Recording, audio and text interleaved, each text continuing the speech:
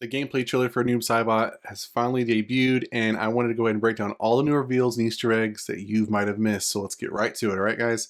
So let's start off. I'm going to go back to the actual Ed Boon's teaser trailer he did the day before the actual gameplay trailer came out, because there's a lot of good info in that kind of ties into what we're going to talk about as far as actual full gameplay trailer. So I want to start off with the teaser trailer first. So again, this is the one that he released on Monday.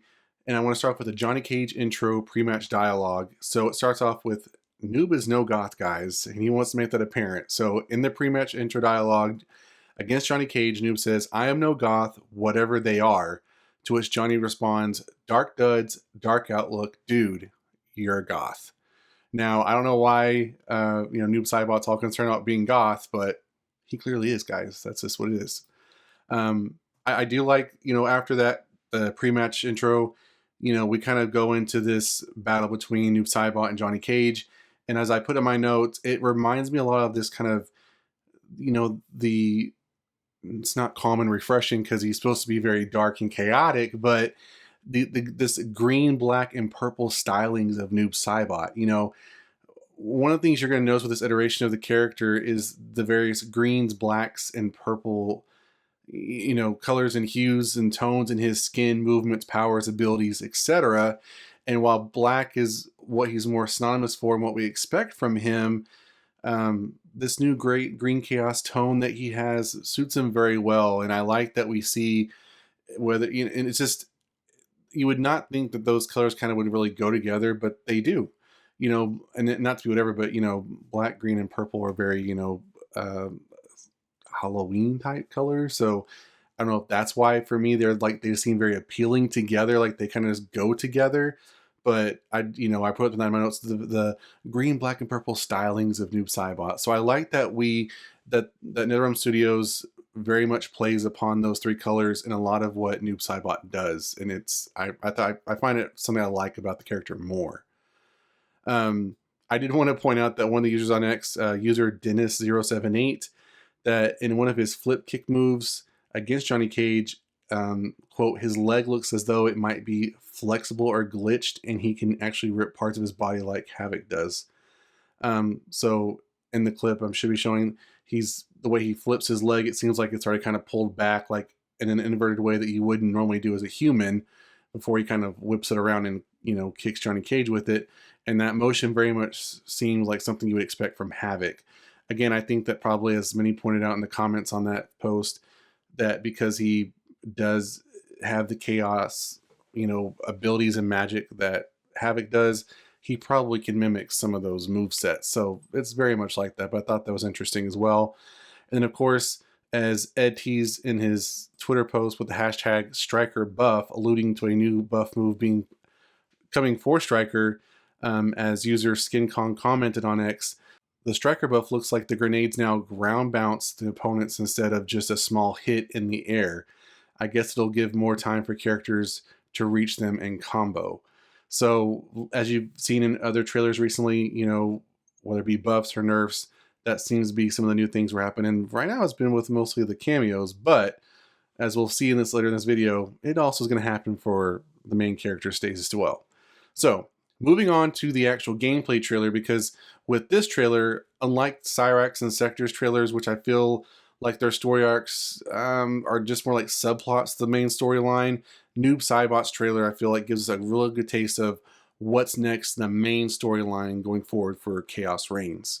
So obviously the main chunk of what this trailer was giving us was, Bihan's transformation to Noob Saibot and the Brotherhood of Chaos.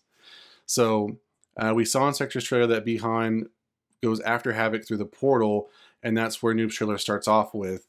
What we don't necessarily get to see is exactly what conspires between them that ultimately leads Havoc to transform or consume Bihan with enough chaos to become Noob Saibot. I don't think that was very clear, although there's a lot of assumptions and illusions is what's happened. We haven't seen it exactly play out. Obviously, we're going to see it maybe another trailer or combat cast, but probably for the when it actually comes out. But his transformation, Noob Saibot, obviously enhances his strength and abilities compared to what we know and expect him as, the Sub-Zero Bihan. And we can see that emphasized with the green glowing color scheme of his body and moveset, as I kind of discussed before. Um, in the trailer, we do see that he's introduced as part of the Brotherhood of Chaos alongside Chaos versions of Raiden, Kenshi, Kung Lao, and Rain. And I won't mention it here, but just keep that in mind later on when we talk about something else, because that is kind of confusing, but I'm sure there's a reason. Later on, we do see a potential a moment of redemption, possibly for Noob Saibot, with Liu Kang trying to reason with the part of him, I believe, that is still Bi-Han. Liu says, "This is what you were meant to do," with Noob responding with, "I am not allowed to desire a different future." Liu Kang responds with, "Your desires are not at issue, it's your methods for achieving them." Is it possible Noobs will become an ally against Havoc? Maybe, but he probably will still remain Noob Saibot and never go back to being the Sub-Zero version of Bi-Han that we know. I think it's possible that he will. I think with either Liu Kang's intervention, Kuai Liang, Scorpion, they've obviously set up in the trailer, Sector. I think all those will be a trifecta way of kind of bringing the Bi-Han Noob of Saibot out and try to bring him back in with them.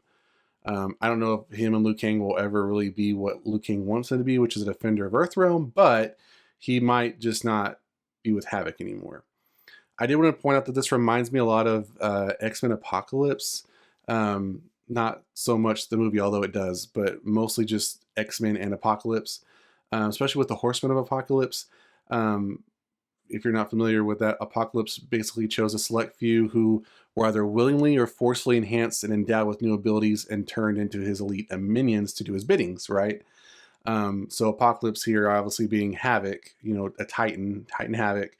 And then obviously with, like I said, with Bi-Han, Kenshi, Raiden, Kung Lao, and Rain being the horsemen, possibly Bi-Han being more of the elite of that group. But nonetheless, I think that's how this kind of makes me feel like it's happening. Noob Saibot being given the powers. I don't know if he can be stripped of them later or again after he, defeats Havoc, or if that's what happens. But that's what it kind of reminded me of. So moving on to the next part. Remember, I talked about Rain, so here's what I'm going to bring it up. So in my last video, we discussed a sighting of Empress Tanya and Emperor Rain in a recent Sector promotional trailer. But now we have a clearer look at Tanya with her new Empress skin. Seeing it up close, I like the way this looks for Tanya, more so than her original look in Mortal Kombat 1. To me, she looks more regal and just has more authority and more prowess. And I think it just suits her character better than what we got to begin with. And I guess that kind of makes sense because this version of her as an empress versus her being more of a guard, that kind of thing. I saw people commenting on X that her hair is a lot better with this skin, and in as large part why they like this skin better. But let me know down below what you think about that. Now, this is the part where Rain kind of comes in. So she seems to play an important role based off how the story is presenting itself in this Chaos Reign story expansion, although it's still unsure where Rain kind of fits in here. Given that we saw in the last clip I was showing in the last video, they're kind of seen kind of behind while all this fighting is going on. But now we see Rain possibly be a member of the Brotherhood of Chaos. Now, it could be just a different multiverse, universal version of Rain. So not the same Emperor Rain. So maybe there's multiple versions, a good and a bad. But we'll have to kind of wait and see. So there's that. This trailer was very move heavy. A lot of people discussing a lot of moves that have been going on. So the one that had a lot of people talking about was quick time events possibly returning. So just a quick rundown of what a quick time event is. According to its wiki, a quick time event is a method of context-sensitive gameplay in which the player performs actions on the control device shortly after the appearance of an on-screen instruction or prompt. It allows for limited control of the game character during cutscenes or cinematic sequences in the game. Performing the wrong prompt, mistiming the action, or not performing any action at all results in the character's failure at their task, resulting in death, failure animation, and often an immediate game over or loss of life, with some games providing a lesser but significant penalty of sorts instead. So that's just like a generalized explanation of what it is. But as True Underdog pointed out, in one quick time event, Scorpion launches his spear towards Noob Saibot and he dodges it, but in another version of the event, his spear pierces Noob's wrist. So that is obviously something that we can see returning to Mortal Kombat 1, and in this instance where we could see it in play. A lot of people talking online about that. So Another one was Noob's fatality against Scorpion. So we see Noob's shadow jump into Scorpion's body, then pushing out of him from his back before both sides, behind Noob and his shadow, literally splitting the skeleton from the body of Scorpion with only his blood and splatter left behind. A lot of people were commenting about that. Aside from the quick time events, the main topic of conversation really around the moves was Noob's animality. While many were trying to predict before the trailer came out what Noob's animality would be, he ultimately stuck with the green hue and transformed into an alligator. I don't think anybody really saw that coming, but his finishing move did involve two alligators who bite onto either of Liu Kang's legs before trying to rip him apart. User Real Dead Trigger on X pointed out that this was a callback to when Noob Saibot did this as a fatal move to Liu Kang in the same pulling leg split into two fashion. So it's kind of cool that they just reinvented, modernized it, but with a touch of animality this time around. And the last of the movie that was commented on was Tanya gets nerfed. So not only does she become Empress Tanya, has something to do with the story, has obviously a good story arc with Noob Saibot, but she gets nerfed. What's up with that? So user Ice Cream pointed out that Tanya gets nerfed against Noob Saibot with her spinning splits kick. In his tweet, he said, it appears Tanya armored wake up splitting splits kick got nerfed. Only the first hit comes out instead of all 4 hits on block. It was expected that she was already it's already shown to be buffed elsewhere with a drill kick on Combat Cast, which we talked about in a previous video. So I guess they buffed one and nerfed another for whatever reason, but that's how it goes, I guess. One more thing I wanted to talk about. I mean, that's all that we basically have from the trailer, but one thing I want to talk about because I thought this was interesting is the MK Source on X asked Mortal Kombat fans, now that all 3 gameplay trailers have been released, who are you most excited to play as? At the time of this recording, with little less than 100 votes, I know it's not like a lot of scope, but it's a small pool, a whopping 70% said that Noob Saibot would be the one they would choose, with Sector and Cyrax almost duking it out for a distant last with less than 20% of the votes each. I myself think that Noob Saibot's trailer was the more exciting trailer of the 3. Definitely let me know in the comments below what you think about that, but I think for me the reason why I picked that was I feel like Noob Saibot is a very interesting character in that he is an extension of Sub-Zero, so an extension of an OG, right?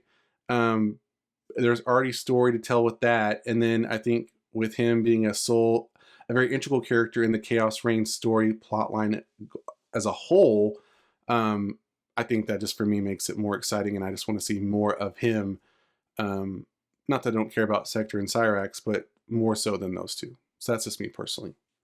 So, what do you think about the Noob Saibot gameplay trailer? What do you think about all the stuff that was all kind of broke down in the teaser trailer?